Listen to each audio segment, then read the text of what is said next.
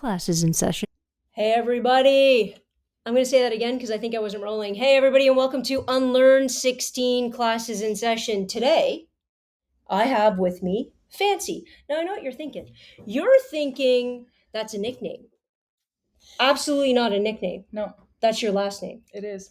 Now, most people are like, what are you doing on Joanna's podcast? And part of me wants to just chat to you for an hour without actually telling them who you are, but maybe we shouldn't do that. People get grumpy. Oh, okay. Yeah. So tell the people, we just did an incredible photo shoot. So I'm going to let you describe That's the teaser who you right there. are. That's a teaser. Who you are, what you do, and why you do it, and the meaning of life. Just put that in shit. there. What do I do? I'm a photographer, commercial photographer. I've been doing it for almost 17 years now, which I didn't realize it was that long until I looked at my 17. LinkedIn the other day and I was Listen, like, I own a LinkedIn, and then My I was in there. LinkedIn. Do you know I almost got taken by LinkedIn? What do you mean? Side note, I got an email saying you have to do something on your LinkedIn account. I'm like, I have a LinkedIn account? And then I spent like half hour trying to log back in. No. And I'm So like, was it a hack? oh, Dan, they were trying to, LinkedIn, it was a phishing hack. I never, the funny part is I'm so technologically stupid. They couldn't even hack me, not because I didn't try hard. Just because you didn't know how to enter So- your password. Well, That's yeah. what you get. Yeah, that's what you get. The internet is a scary place now. 17 years. So what made you jump into photography? I think, okay. So I'm from a small town, and What? French What is small the town? type of school. I'm from Moncton, New Brunswick. Moncton, New From Brunswick. the Maritimes. That's and lovely. We had a fairly large French school. We only had one French school in our area.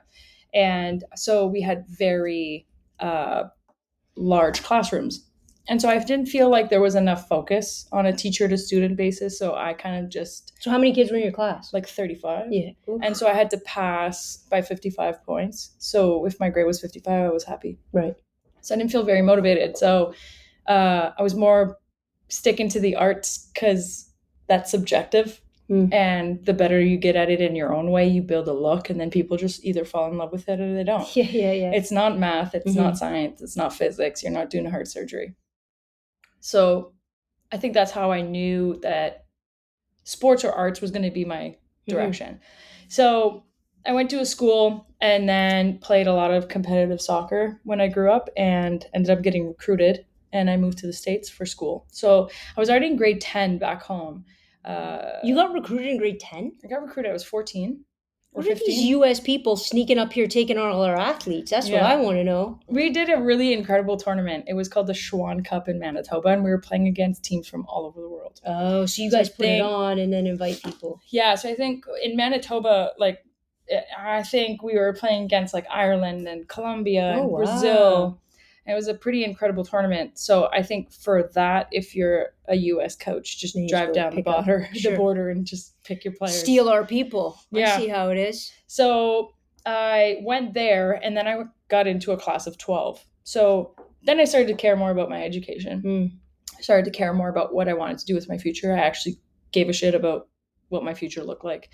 But I still wanted to be in the arts because it just was so easy to me. So I picked up a camera there too, and they had a darkroom program.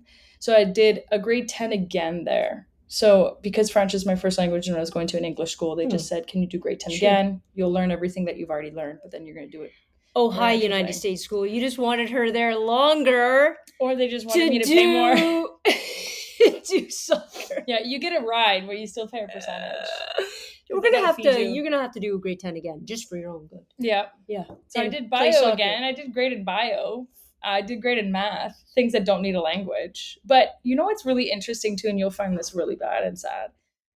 History in the States has nothing to do with anything outside of the border. Sure. So outside of the state border? Outside of the country's border. Yeah. So like I went from grade 9 and grade 10 learning about the fur trade. Yeah. War of 1812? Yeah. Learning about Germany, learning about what other countries have, learning about our ecosystem, learning about, forestry, learning about how different things come from different places. And then you go to the States and your history is name the 52 presidents. So important to name people. It was like, I'm going to put that in the curriculum. Yeah. And then it was... you know who does it well? The Looney Tunes. The Oh. Animaniacs. Have you ever heard the version of the Animaniacs who name off the presidents? No. Please send me the link. Oh my God, I'll send you. If I was technologically capable, I'd throw it in the middle of this, but I'm not. You guys can all find it on your own. Yeah. So then, anyway, long story short, I started doing really well in school. I was, more one-to-one with a teacher, and technology was a bigger thing. So think about like 19 years ago, 2005 is when I started school. Well, that was when you got the first MacBook that was like Right, 2 inches right, thick, right, yeah. and the battery came apart. You could just pop it underneath it. And so our school was computer based. So then I was really into technology. So like picking up something as simple as Adobe Photoshop at the time Right. was super easy for me. So having a camera, doing a little And then this being and able to that. play a little bit. Yeah. So then I became really good at something, and I was like, I think I'm going to stick with it. So I was getting offers to continue playing in the States after school for college.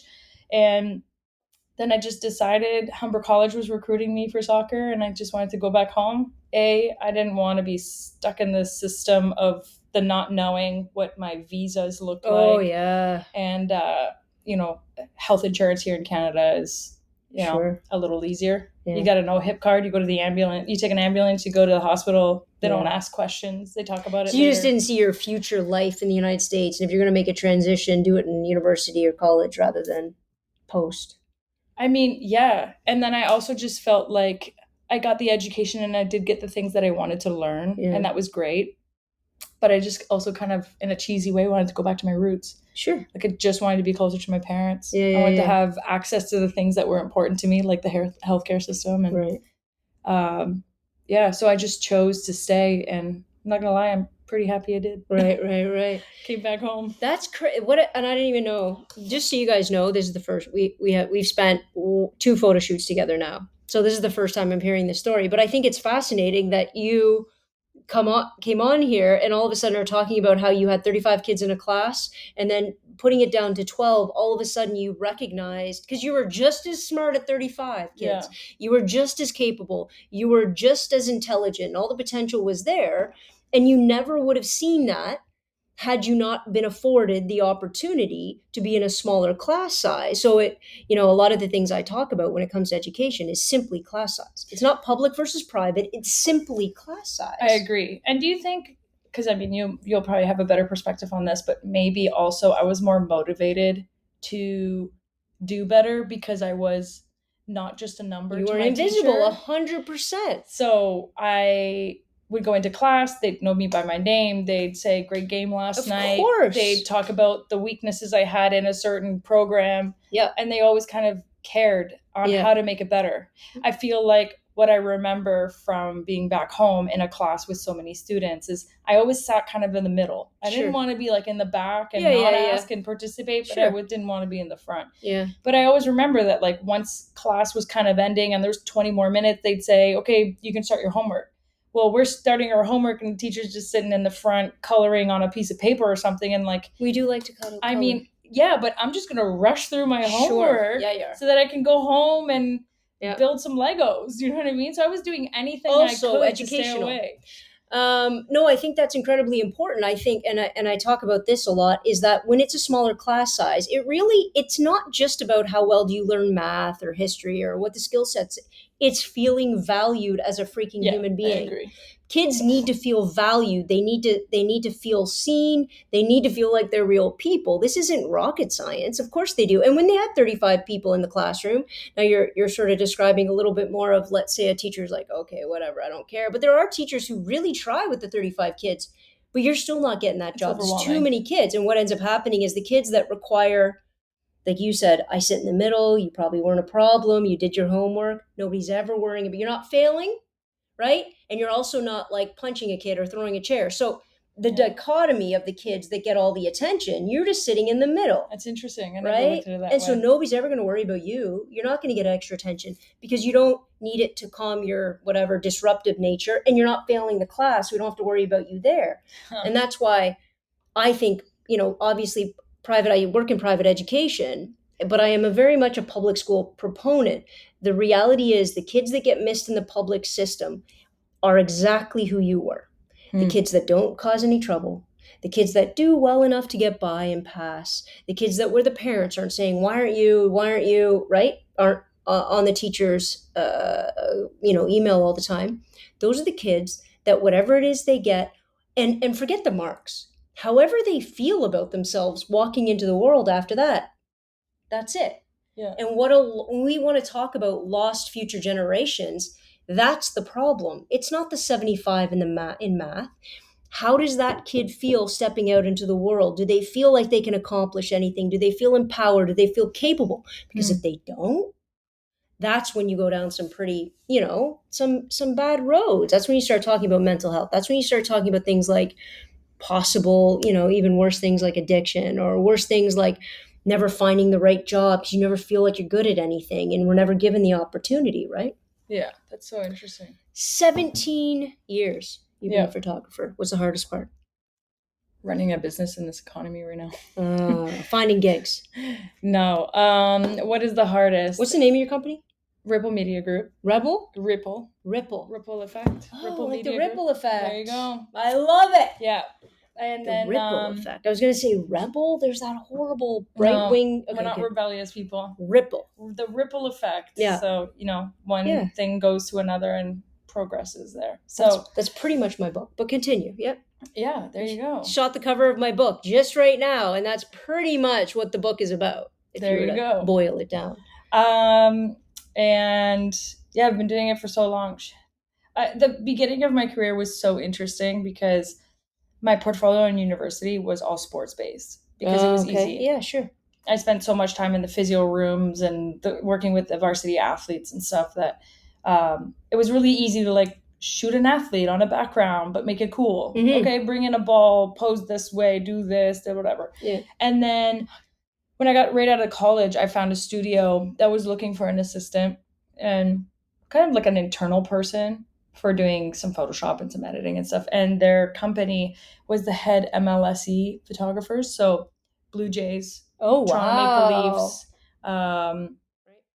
Raptors. So we spent the majority of our time on the courts and in the fields shooting the athletes for who knows, either game-wise, sports action shots, or it was interviews or special appearances and stuff like that. And it was right out of college, I was working with professional athletes. So I got a lot of exposure working with very celebrity status people, which was, to me, just another day at work.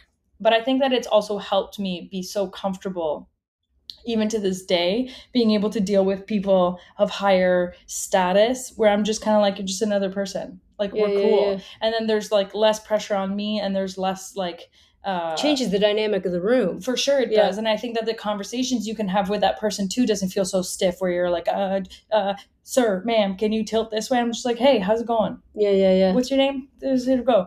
I don't try to name drop, but this was a fun experience. But I want to hear it. Yes, go. So I did a photo shoot with Gordon Ramsay. Oh, nice. Did he yell at you? No. Get out of my kitchen. He yelled after, though, at the event. So it was great. I was like, thank you so much for not doing that to me. But when I met him for the first seconds and I'm like, hey, Gordon, Mr. Ramsay, chef, what do you prefer? And he was like, just call me Gordon. And I was like, fantastic. So we went right into our shoot and it kind of was just like we were friends. So I think that the interesting thing about that is that those kind of photo shoots, when you're dealing with people who you literally watch on TV and idolize, it's cool to bring the memories that'll last forever. And, for me, but being able to deal with him the way that I did, I also can feel that he was very comfortable and trustworthy of the things that I was delivering. So I think that came from past experiences dealing with under pressure of larger status people. So I've been very fortunate in that sense, but I feel like there comes to an extent where this whole working with status people can only be so fun. Yeah. It becomes, political, who gets to do this and that and how we're going to shoot it and, what way we want to do it. And then I find that I meet people who just want to be very creative and it helps for me because when you do very technical things, you're very much in a box. And it's do this way because this is how it needs to look. Right. And then we get to work like we did today. Just stack a bunch of things on the floor. Don't tell them. Things. And then, pose different ways, make it look fun. Yeah. I think that that's kind of where throughout the years I've had fun following the rules. but now I kind of want to bend that a little bit and try to be more creative again. Sure. Because I think that after a couple of years, just like you with teaching, you know, when you're reading a syllabus or you're following a curriculum, there comes a point where you're like, how do we still have the same information, but how do we make it more interesting? Yeah. Because I don't think what we were taught 10, 20, 15 years ago, that we would have registered the same information the same way as we do now. Absolutely not. So I think that if you can teach things in a more interesting way now, then people are willing to learn quicker or easier too. I feel like it's so funny. So as we were doing all this, I was talking about bringing in Fancy in order to do stuff with my students, do some extracurricular. Because this is a school that's very much based on how the arts sort of influence everyday life, and how no matter what course you're taking, there's an element of an artistic person in everybody. So we are in there, and you guys are like the f-stop and the q rating and the whatever and I'm like, what language are you speaking in? Yeah. And Rose like, well, this is the physics I know. I'm like, physics? But that's the way light bounces. But that's the funny. So what I think would be really cool, and I'm coming up with this as we sit here, I would love to have you guys back in. I would love to talk about the physics of photography. Okay, so what are we going to use? That's a whole lesson. So all the kids that just do physics and think, well, that's all I'm going to do. No. Here's the application in a real way. Yep. You can have artistic students. You can have students who want to understand sort of the artistic level of composition, or the kids that are really good at the editing and the computer base. Yep. All of these aspects. And then you start talking about the cool parts about photography that I love, which are, how do you get at the truth of something, right? Storytelling. Yes. You know, you talk about huge photographers, and one of the most beautiful things I've ever heard is you're not looking for a particular shot or an angle. It's not about it being pretty. And it's the greatest line. I think I might have got this from House. But then I looked it up. I think Annie Leibovitz said it. But it's not about getting the prettiest shot. It's about getting the truest shot. Yeah, I agree. The shot that's that person. Yeah. And that's not about it being perfect. That's not about not having a shadow here or, you know, photoshopping away all of our wrinkles. It's about getting to some sort of authenticity, which for me and what I do, you know, I talk all the time about my students finding who they are, about me finding out who and how you express that and how you live that.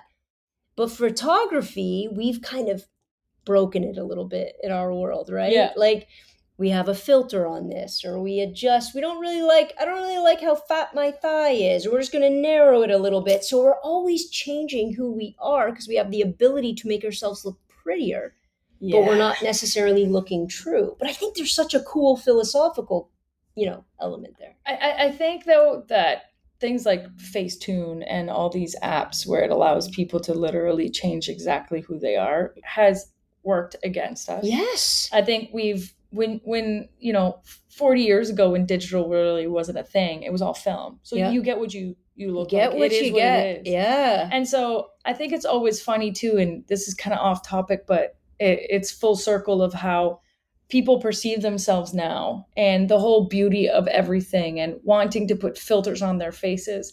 It's also like, what was way back on TV hosts and everything, what was beautiful then. Mm-hmm. That was natural.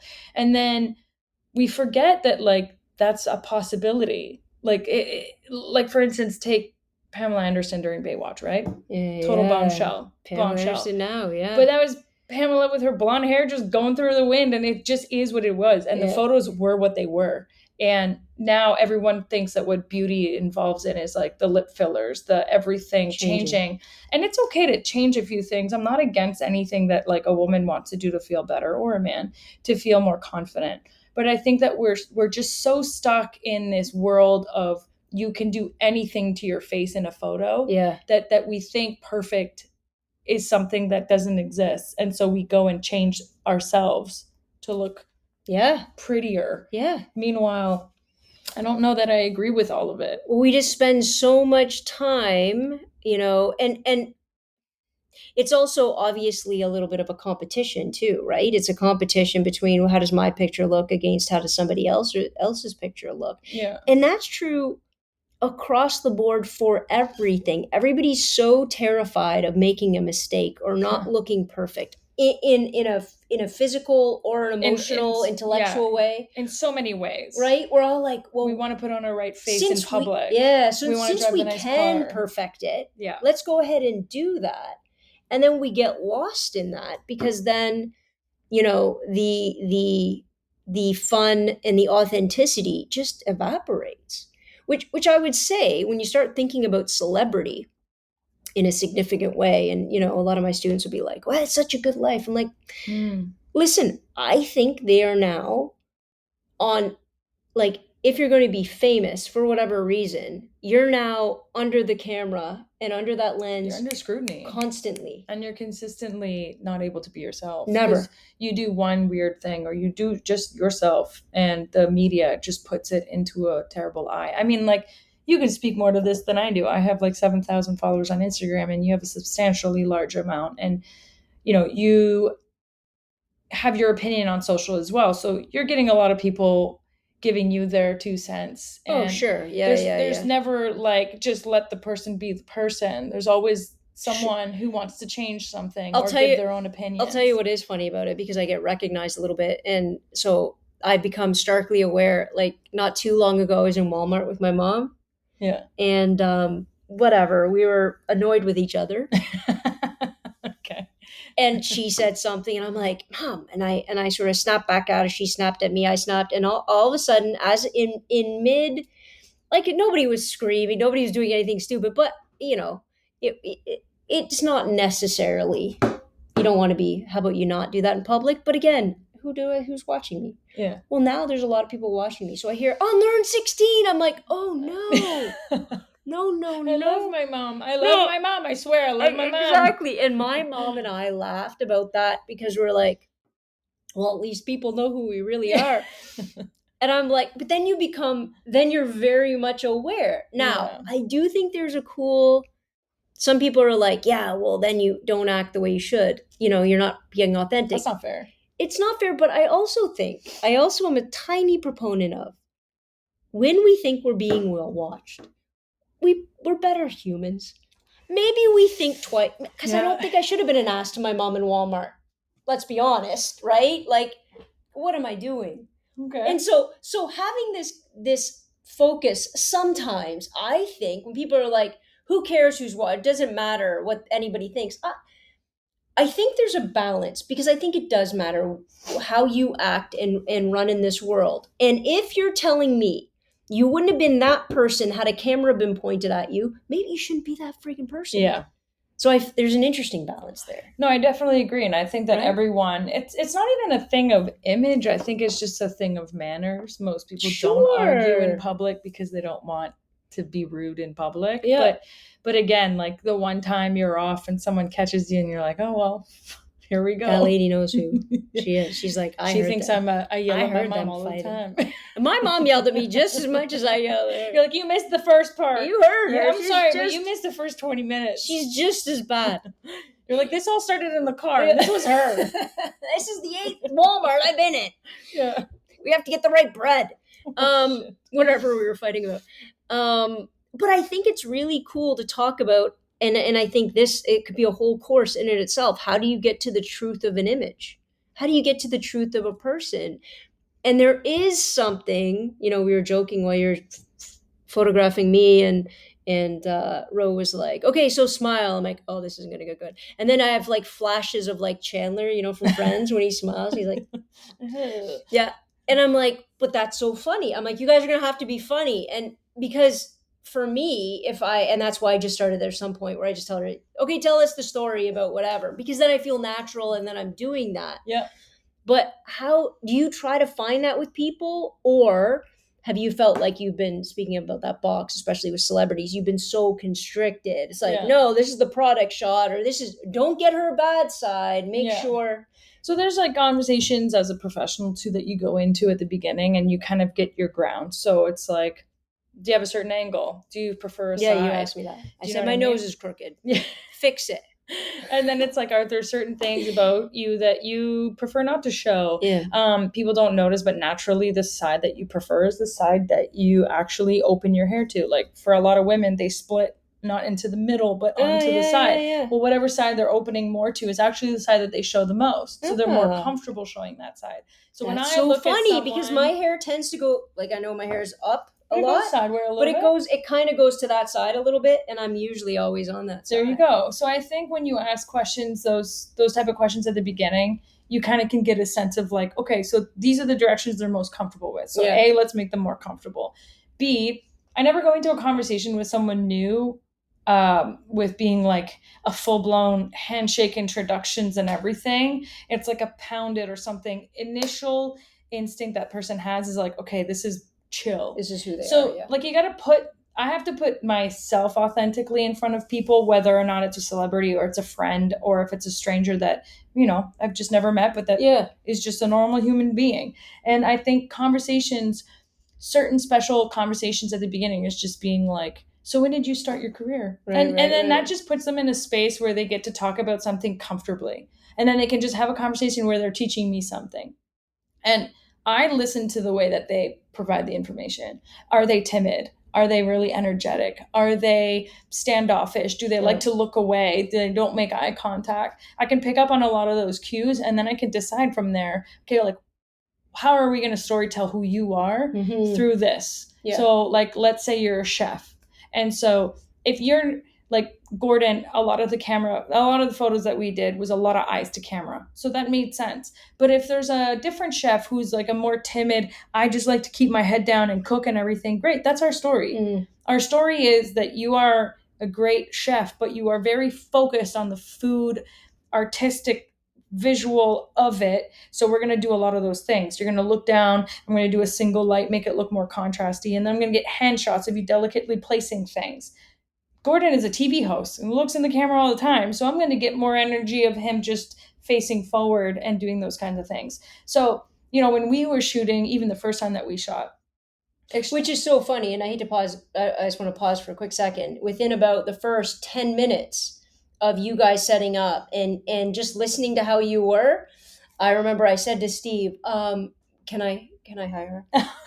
Can I get her? What are we talking here? And he's like, oh yeah, I'll give you all this stuff after. But but that's what it is, right? It's a feeling. I don't want to use the word vibe so much, but there is, for me, there's an authenticity, and that's what you do. So you put your authenticity out there first. Yeah.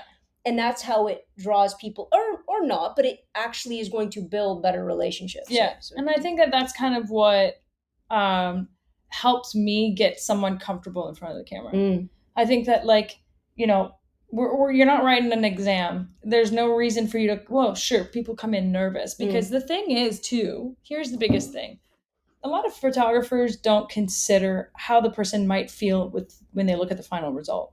So sometimes people come to me and they're already timid and I can tell. I'm like, do you have anything that you don't love? And they're like, well, like, I hunch a lot in my photos, or like, I'd love for you not to show my double chin. Right. And I'm like, okay, we'll work on it. Right. We're going to shoot a higher angle. Or I always remind people when I do like corporate headshots, don't worry, we're going to do a little bit of skin retouching. We're going to revive a little bit of the shadows under your eyes. And you can already see them lighting up that they're excited about that. And they're like, oh my gosh, you're listening. You care.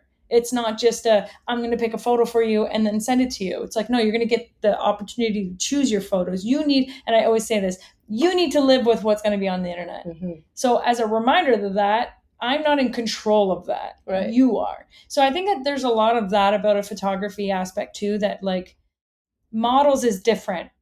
If you go into a photo shoot with a model, there's an art director and there's a bunch of marketing people and arts people who are going to be looking at the screen and they're deciding what tells the best story. Right. They don't really care if the model likes it or not. The model's a prop. Yeah, they're a prop. It's not the person. So there's two styles of photography, really. And I do know that fashion photography has a lot of storytelling, but it has a lot of storytelling in movement and how the material presents itself and how they can make it a really cool thing. But when it comes to like real people, the personality of it is like, are these people more comfortable being slightly sideways or more straight on? Does someone have a hero kind of status? Are they the CEO where like maybe we do have them sit a little stronger, or maybe they do this, but I shoot a little higher too. It's got a little like Forbes top 40, you know? Yeah. But right there. But then when you do that with people, I think storytelling is a lot in how people pose. And it's a lot about how comfortable they are in their skin as they are. Right. So, like, I do think that there's a bit more of a challenge there. Huge. Because I care more about what that person's going to think instead of like, does this look great for a magazine? Right. So I think that there are so many different challenges and different ways of photography, different aspects, fashion, lifestyle, commercial, everything. But I think I enjoy what I do with real people because I get to also be my real self. Right. So like if I get to shoot the shit Right. like I do with a lot of people, then I can be really laid back and then they can be really laid back and then the energy just flows easily. Right. I think even going to maybe flip the script and ask you about that. What do you think about the way that you talk in class probably also gives the students more of an opportunity to participate or ask crazy questions or, you know, maybe they'd be more shy to ask a question in a different classroom, but if you can give them an interesting answer or challenge them to give a second opinion or a thought to what they're thinking, I think that's what makes students learn better as well. They're more receptive. I think, but what you do is so much more difficult because I have a much longer time frame to ease into that, right? It's That's like true. you really have a very narrow window. Even if you're talking about a full photo shoot, that's still a narrow window to figure a person out. As you're talking about this, I'm like, wow, there should be a thing that's photography therapy. Ooh. Not I'm going to fix you with photography. No. You're going to use photography and people in front of the camera and how you're taking their picture as a tool to get at all of the things you just discussed, which might be a lot of aesthetic things, but you'll find out really quickly that, well, I turned this way because my mom always told me that my nose and blah, blah, blah. And then all of a sudden you're talking about somebody's mom. And you're going deep into that. I think a lot of how we hold ourselves, a lot of, are we comfortable in this situation? Are we comfortable having conversations? That's all. It very much, very quickly can be brought. You can have a whole other line. A whole other, okay, it's an hour of therapy. I'm going to get the camera.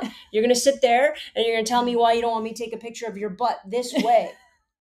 That's a big thing. I'm telling you. And if you can like make somebody understand, like, again, going to the truth of the person, because I still think that the truth of the person is going to make that individual feel more beautiful. And I don't just mean aesthetically, I mean feel like internally more beautiful when they see an authentic picture of That's themselves. almost like a series of like the art of confident posing. This is it. Where people find, because they're 80% of the people that go in front of my camera say, I don't like getting my picture taken. Yeah. Like that is the first thing they say. Because a lot of people that I deal with are CEOs. Usually they just come in, they know their job, they sit there, they smile. I ask them to look away. I ask them to pose a little bit better. Okay, tie off. It looks too stiff. CEOs are you taking pictures of? A couple pretty big positions, pretty big people.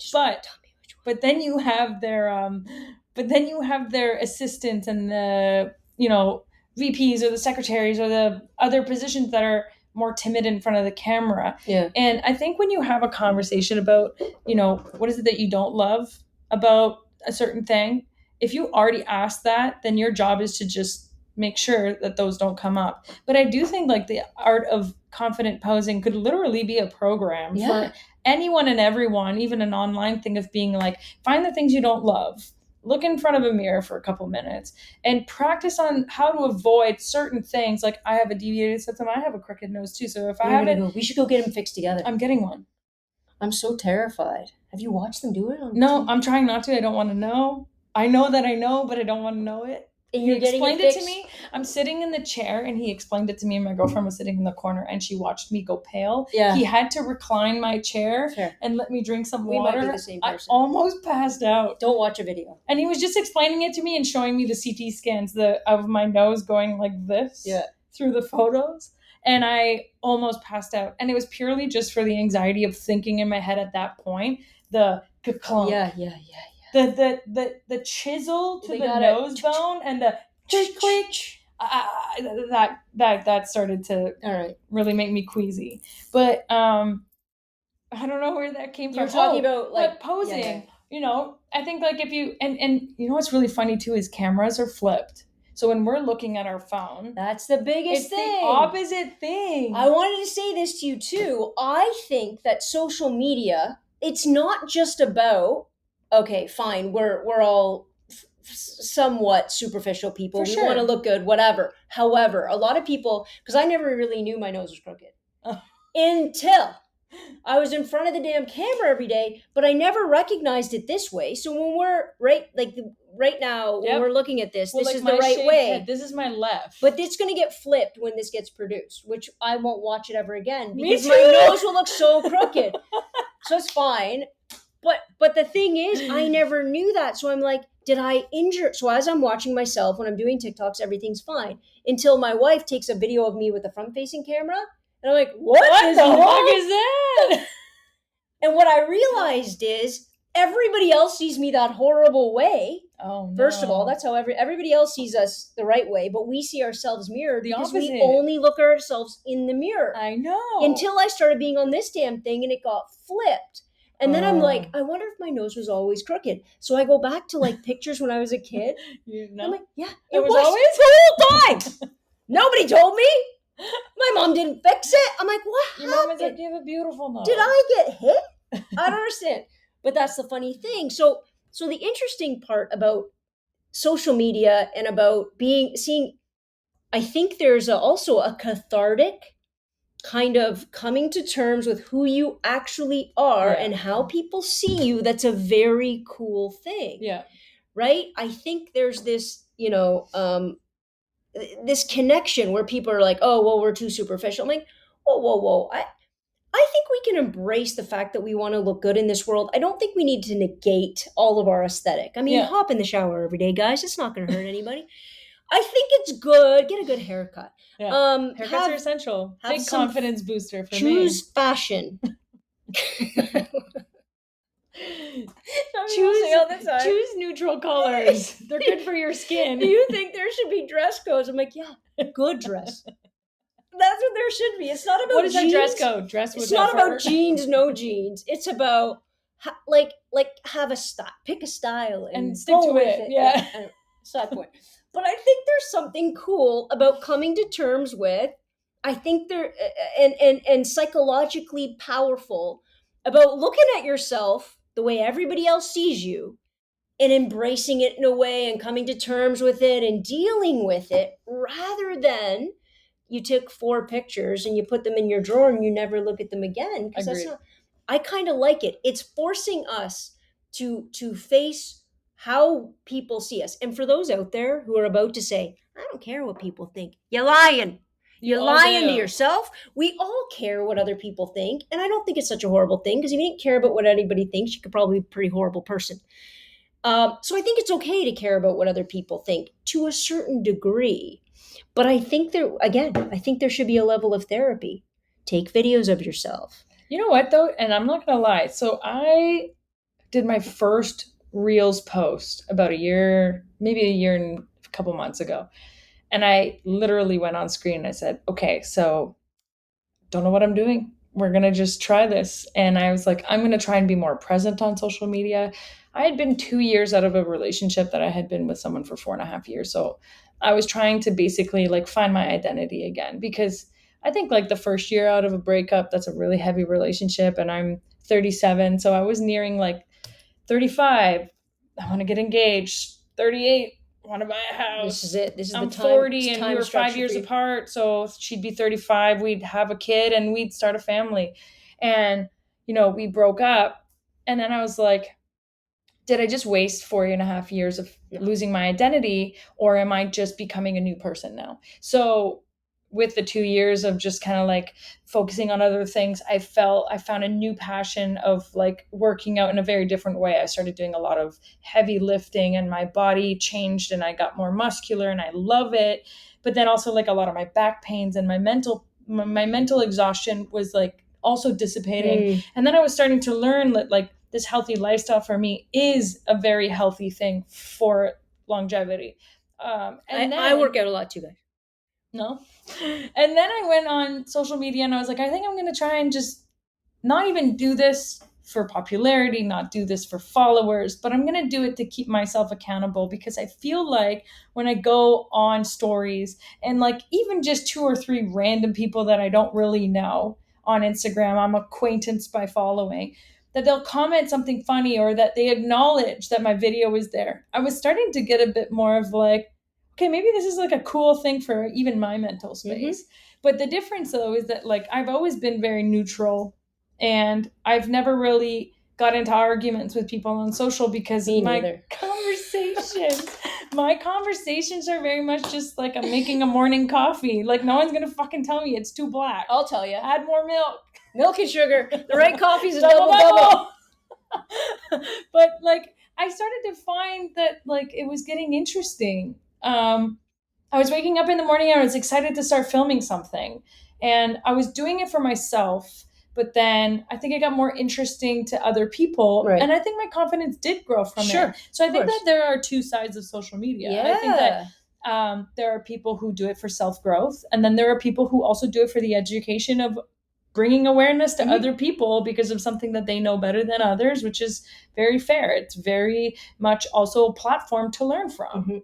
So like when I check out your page and I watch some of your things, I'm like, that's a really valid point. Or wow, that's really interesting. I didn't even know that this was happening. Or, I don't get involved into the news. I find that for me, politics and the news for personal, it's like a little too hard, and it's depressing, and it's a hard place to be in, especially right now too. There's a lot of things going on, especially with politics. There's people yelling at people backlash, everything, whatever, finding things from the past and trying to, like, even my friends, we're having these weird debates on text messages about like, he said this, but he did that. And I'm just like, honestly, I'm okay with your decision. You vote for who you want. I'll vote for who I want. But at the end of the day, like, let's just meet together, and whatever happens, we have to accept it. And we just hope for the change that we need. And if we don't, we have to take our own steps to make it better. And so I think social media is the same way. I think that like, if consistently someone is doing something for clickbait, they'll consistently get clickbait, and maybe it's like a negative one. Well, then they're not teaching anyone anything, and they're not giving their authentic self probably to it either. So I think Instagram is or social media in general, TikTok is a huge part too. But I think that we live in such a very different world than our parents. And I posted about this the other day, where my dad is 76 and my mom is 73. And so they're the boomers that like, I was talking about this with my dad just yesterday. He was like, a house when we were 30 was $200,000 and our down payment was 20,000. But then he also said that like, at that time they were only making like $15,000 a year. So like, sure, that seems substantially high, but I have a really hard time having a conversation about the economy now with my parents, because I do feel like there's been such wavy recessions, and then the market doesn't reflect the way that people are living. The groceries are so high, but the minimum wage is so low. And so, I look at the people who are living in housing and stuff like that, and I'm just like, how do you pay for your groceries? Like, even at No Frills, the strawberries are $7. And so I'm trying to have open conversations about these things with my parents. And sometimes I have why don't you own property yet? And I'm like, I'm not going to buy a $2 million home so that I can turnkey. But if I buy an 800 one, I probably have to tear down every single wall in the house and take out all the asbestos and start over. So it's going to cost me the same anyway. So I think we're in a world right now where it's really hard to accept where everyone is with their lives. Like, I had a conversation with my dad, the same conversation. He was like, the 19s to 34s are thriving. And I'm like, yeah, you know why, Dad? Social media came into their life and it was very cool. It's a very hip thing to do. And so people literally got rich on Twitch and YouTube and all these platforms that allowed them to literally make millions. Some of the richest teenagers are literally just choreographing dances on TikTok.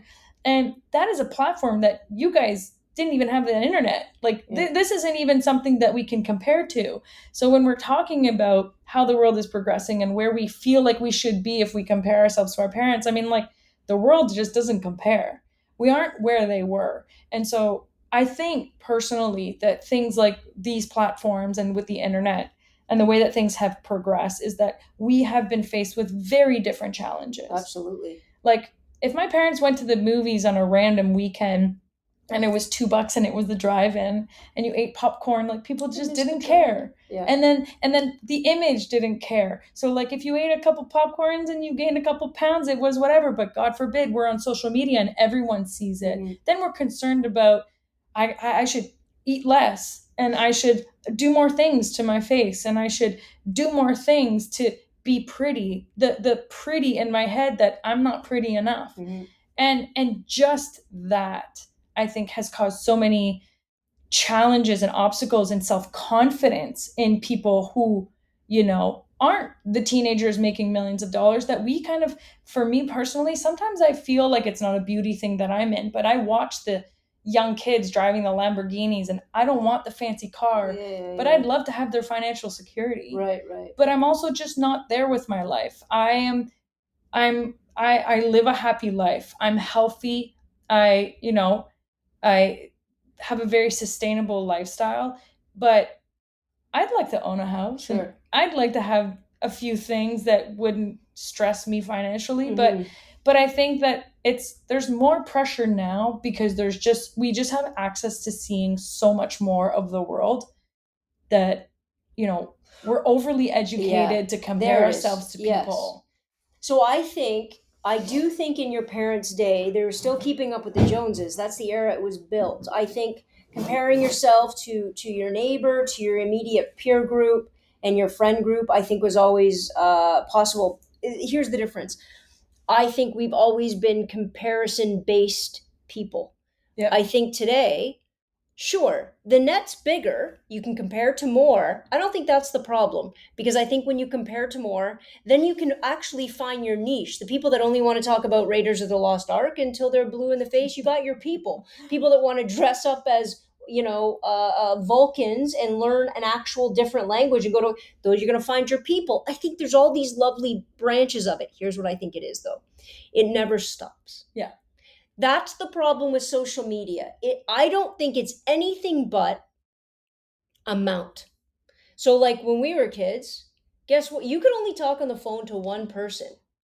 Yeah. And your friends would get a busy signal. Yeah. What the fuck?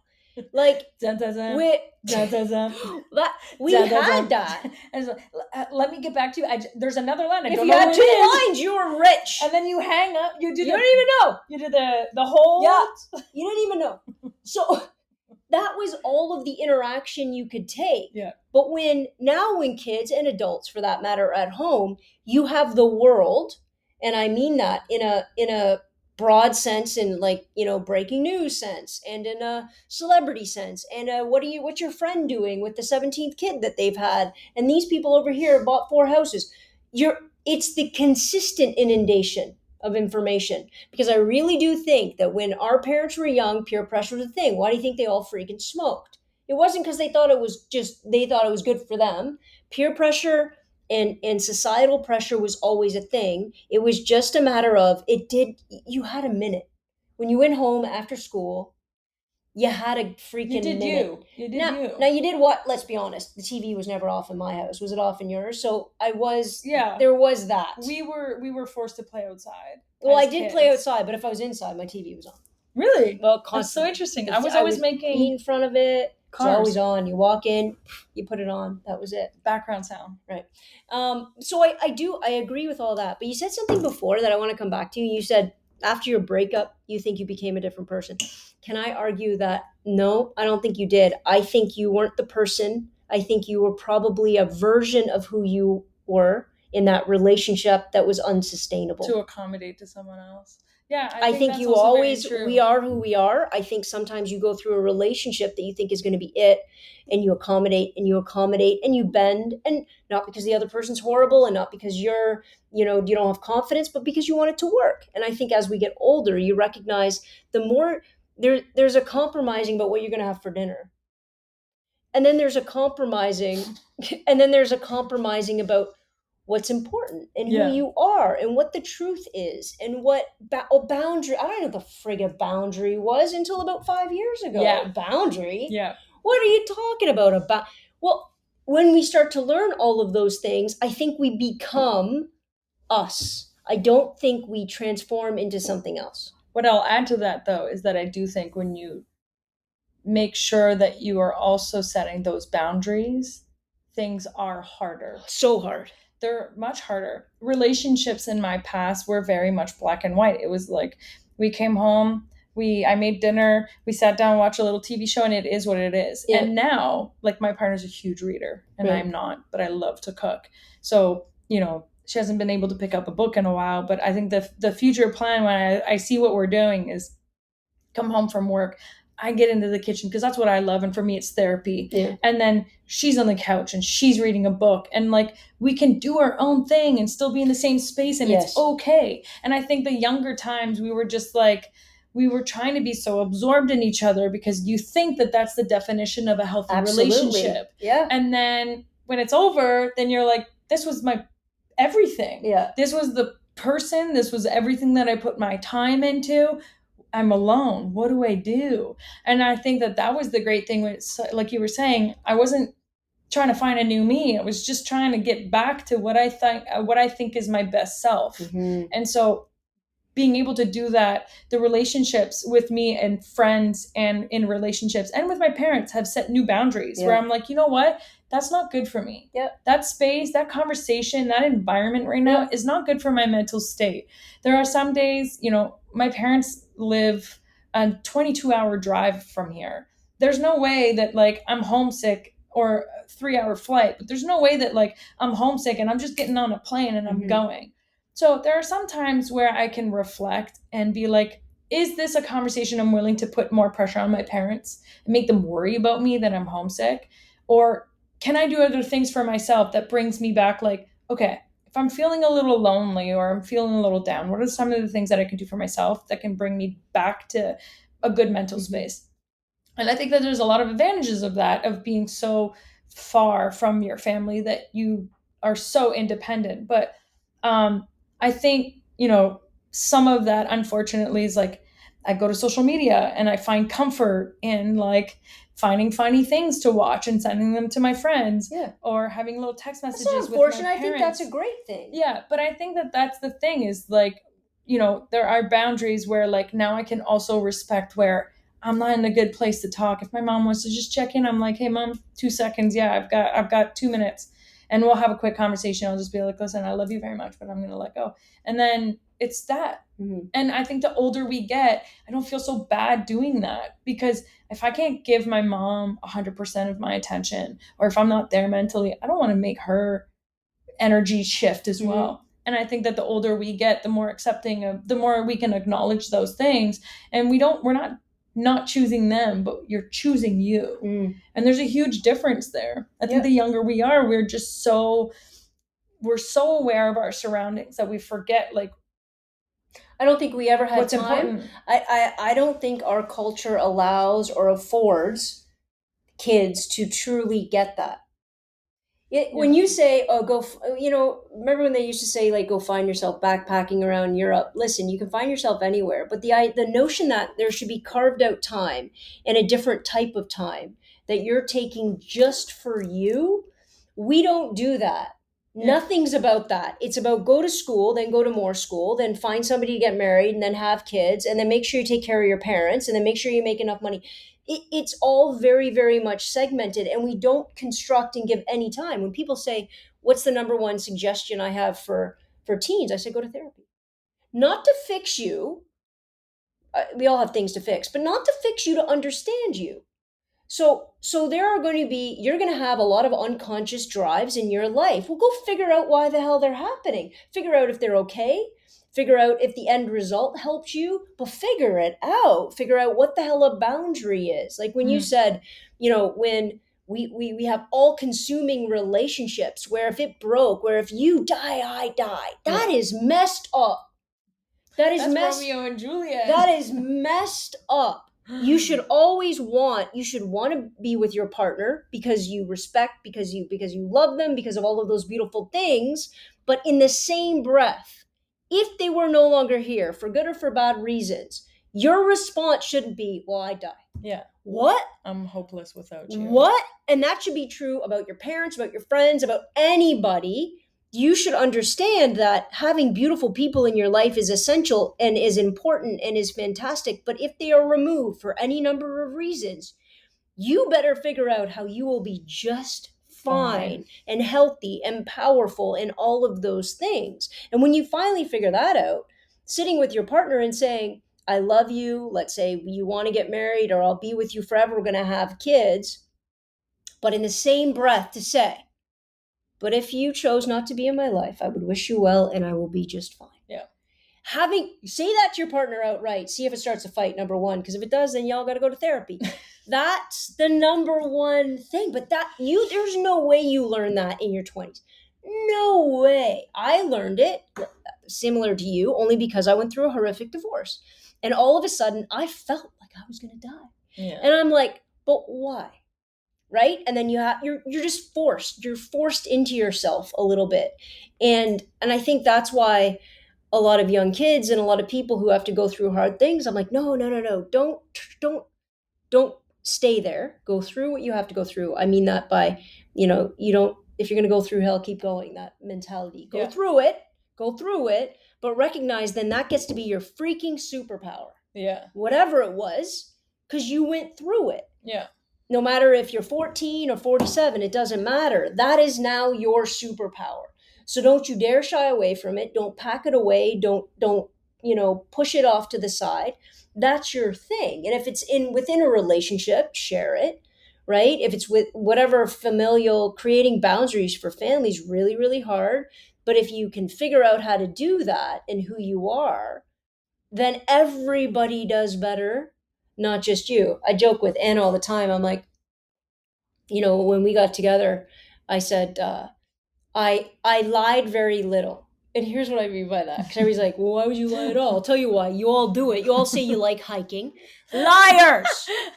Yeah. Liars. You like their favorite movie? Stop it. You know what's funny about hiking too? Oh, nobody likes hiking. Stupid. I was dating my ex for 4.5. We met while she lived in Vancouver. And every time, a hiker. No, she's from Toronto, but she moved there for studies and hiking, stuff. For hiking. Every time we hung out, there was a conversation about going for a hike, and I would do it for her. And deep down, I was like, I fucking hate hiking. I'll go for a walk in a mall. There's buying things. Window take me to shopping, the friggin' woods. I did the woods thing too. We drove across Canada to come home, and I was miserable. The 5 of those 10 days we were in the woods, and I was miserable. There are hikers and there are non-hikers. I think this might be the great divide. My point is that when you get into a relationship, we all put on a stupid front. Yep. It is dumb. It is useless. And all it does is it just forces us. It creates a buffer and it takes us longer to get to a breakup. That's what it only does, guys. It prolongs the issue. It just pushes it off. Yeah. Right?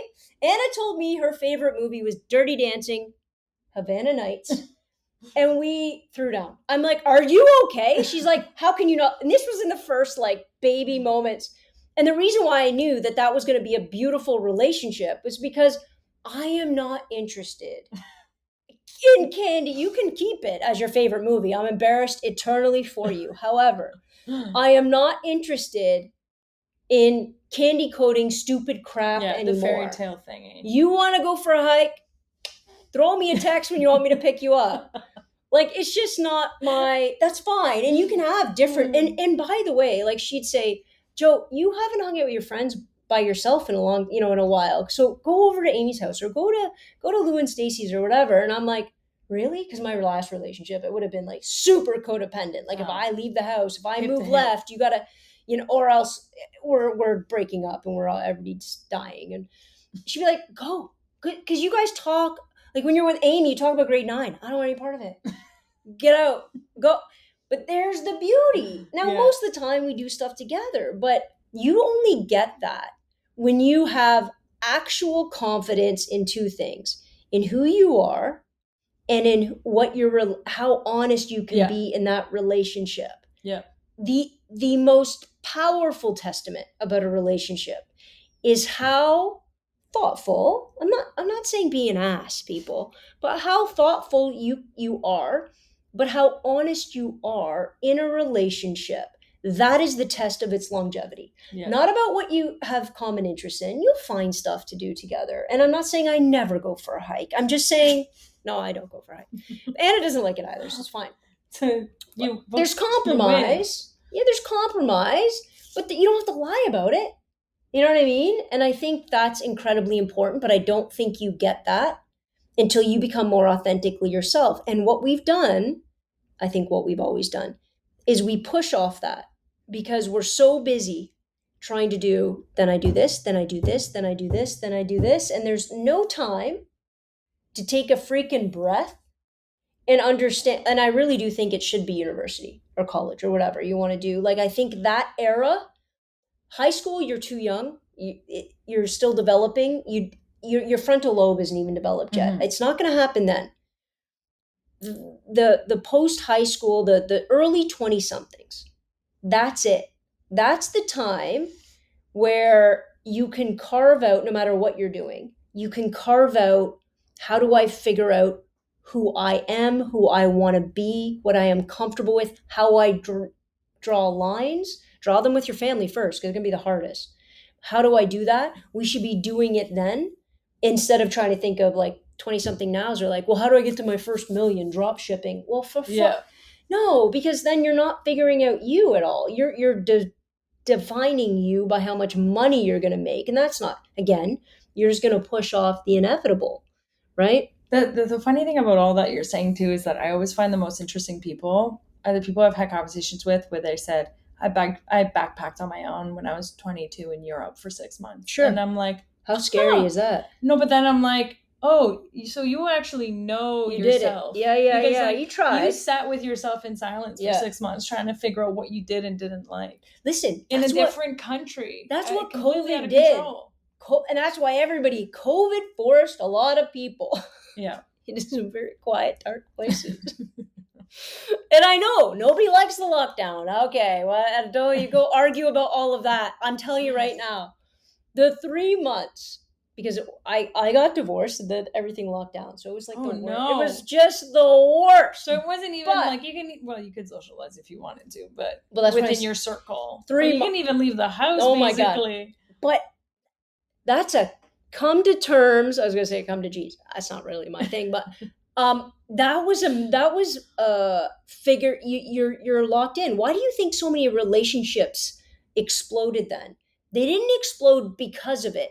It just expedited. That's how to right. Live together under one roof. There we go, and pushed it through because if you're all trapped together and all of a sudden stuff goes awry, you know why?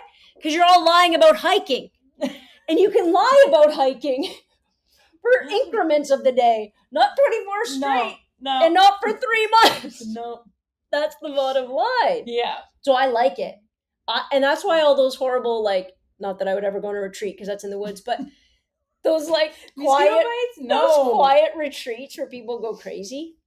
That's why they're so cathartic, and they just, it expedites, just like you said, it expedites all of this stuff. But and this is what social media does too, problematically. We fill our day when we're having bad thought, rather than necessarily dealing with the thought or figuring out, this is the thing, I got to deal with the thing. I'm like, no, I'm going to go on. Yeah, scroll. I'm going to scroll, or I'm going to go do a TikTok, and people are going to tell me I'm lovely, and I get past, I feel fine, right? And I think 37, and I think I still do it with that. I think that's sometimes that is unfortunately my coping mechanism. That is my quote unquote therapy. Yep. Outside of working out with my coach and talking about life with my coach as well. I think that those are the things where, like, here's the thing. There's two things that are incredibly interesting about social media. Is one, you learn how much hate there is in the world, and there's bullying, and how many people are insecure, and how many people need to talk a lot of shit. But then there's also such a huge level of education and good people that, like, when when I tell my dad something random where I'm like, yeah, this, and this, then, and he's like, where did you read that? And I'm like, it was on social media. And then you get your parents who say, don't believe everything that's on social media. And you're like, Dad, social media is the new news. Yeah. Well, it's not a always beautiful, accurate. of course. So it's this beautiful starting point. I would argue that kids today, because everybody's like, kids today, they don't know anything. I'm like, you don't know what the hell you're talking about. Kids they know way intelligent. more than I ever knew.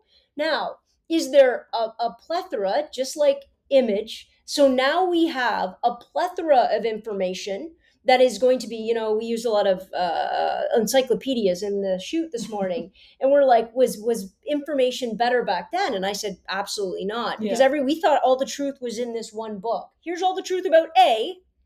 And literally A, the letter A. This is the truth. And we thought if it was in a book, it was true. Yeah. And the reality is that that was never the case. And there's all these sort of multifaceted aspects of the truth that if you learn enough of the stories, you get closer to it and you'll never get to the end result. Yeah. But kids understand that.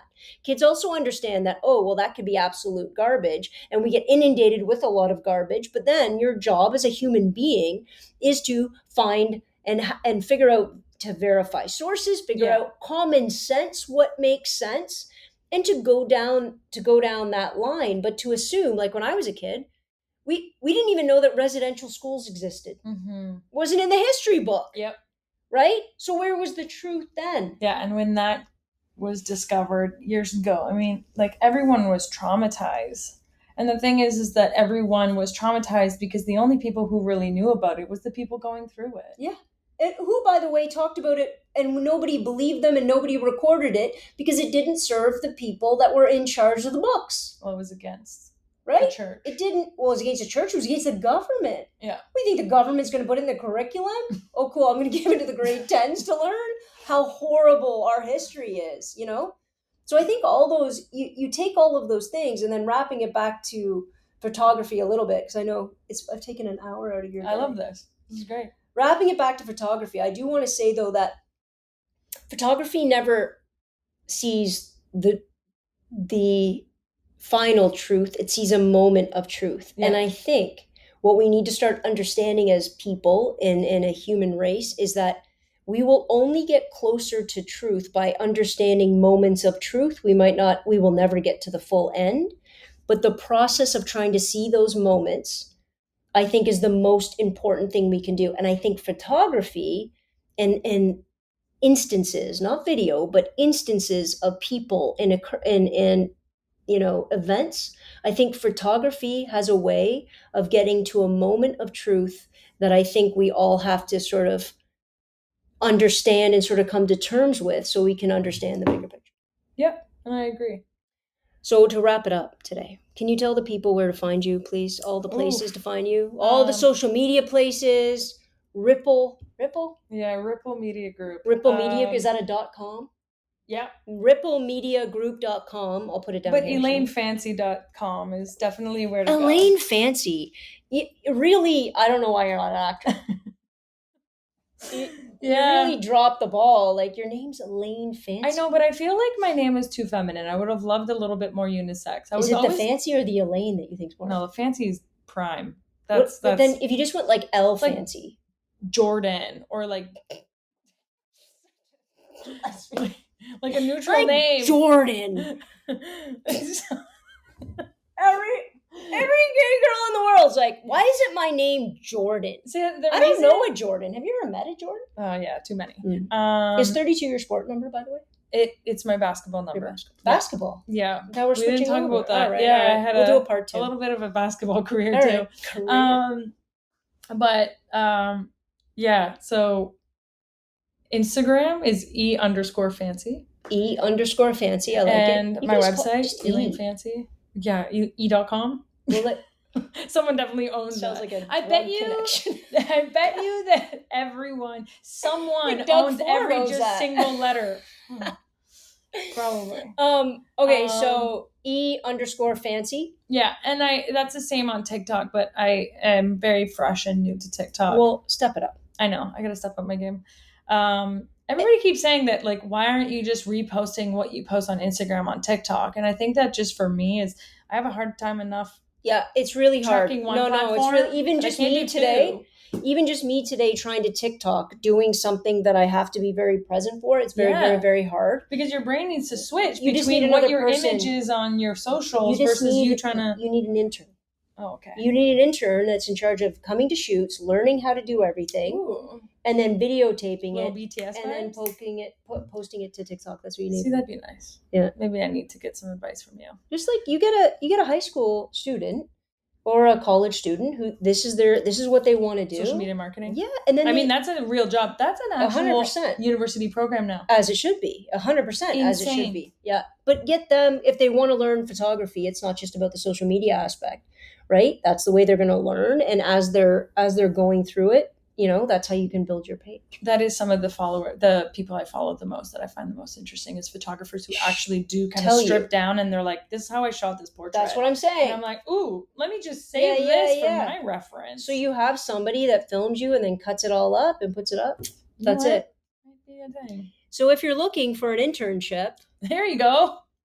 ripplemedia.com. Thank you so much for hanging out. Thanks. I appreciate it. And guys, wait till you see my book cover. It's going to blow you away. I'm not going to lie. I'm very excited. Thank you for hanging out. I will see you guys next Tuesday. Same bat time, same bat station. Dismissed.